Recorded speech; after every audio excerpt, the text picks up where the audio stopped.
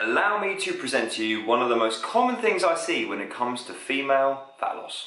I just got my pack through for my PT. Let's have a look. 1700 calories! I can't eat that and lose weight. Hello, Mr. PT. What the fuck? Granted, they normally have a better accent than that. Their hair is usually their own and they don't have stubble, but the reaction is normally the same. And the problem is with you girls, and to a certain degree you guys, you've been conditioned to believe that your calories have to be absolutely through the fucking floor for you to lose any kind of weight. There has to be a ridiculous amount of restriction and deprivation and malnutrition to get you to drop even a single pound. But I'm here to tell you, it's not the case. Let me explain.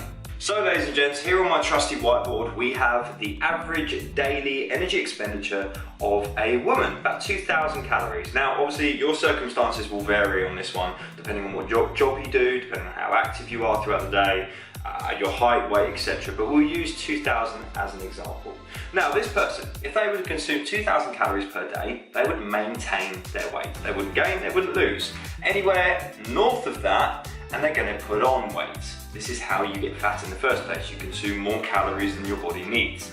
Now, what we have is anywhere less than that is we have creating a calorie deficit, giving your body less energy than it needs, and therefore it has to turn to its fat reserves or fat stores to make up that deficit. What I like to do with my clients is I have what's known as a safe deficit zone. This is anywhere from about 1,800 to 1,300 on a 2,000 calorie female. Now 1,800 is going to be a steady rate of fat loss, probably around a pound or less per week. It's nothing crazy initially, but with some people they need to start up here because it's a very, very gentle place to begin. It's not too much of a deficit and it's just to get the ball rolling with regard to habits of monitoring their calories and creating a deficit. If you're looking for long-term fat loss, this is the most sustainable place to be. However, there is a lower end of this as well because some people want to lose weight more quickly and therefore we would increase the size of their deficit to bring them closer to the 1,300 mark. However, with the exception of a few cases, 1,300 is my absolute floor. And the reason for that is any lower than that enters what I like to call the danger deficit zone. Anywhere around this kind of zone here, this is where your Cambridge and those kind of things live.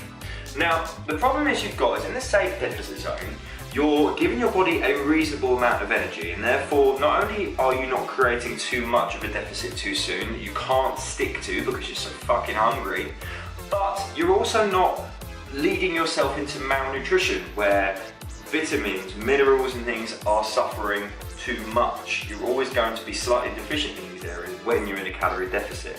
It's part of the nature of the game. So for this person looking to lose weight, I would put them anywhere within this zone. If they're looking for more faster fat loss, edge them closer to 1,300. If they're looking to lose weight a little bit slower and they're quite happy with it being, slow but steady, then closer to the 1,800 mark, but not below. The problem with being down in this fucking area is you're going to be incredibly hungry. You're going to find that fat loss slows quite rapidly because you're placing yourself in an extreme calorie deficit. You're in an environment that your body doesn't want to be in. And not only are you going to feel shit, but I promise you, you're not going to be here for long before you end up binging or seriously overdoing it with the calories on a night out, or literally when you cannot stand your diet any further. So this is one of the reasons that women are so surprised when I put them around this kind of mark on the 1,600, because they've been so conditioned to believe that losing weight requires this kind of mental, around the 1,000 calorie mark, that kind of mark, really depriving yourself. And MyFitnessPal doesn't help with this, as I've talked about in previous videos, whacking you on 1,200 calories straight away. You don't need to be that low. The best ethos I can give you is to try and lose weight on as many calories as you can. Then you've always got somewhere to go. You can always reduce if the speed isn't what you're looking for or your weight loss plateaus.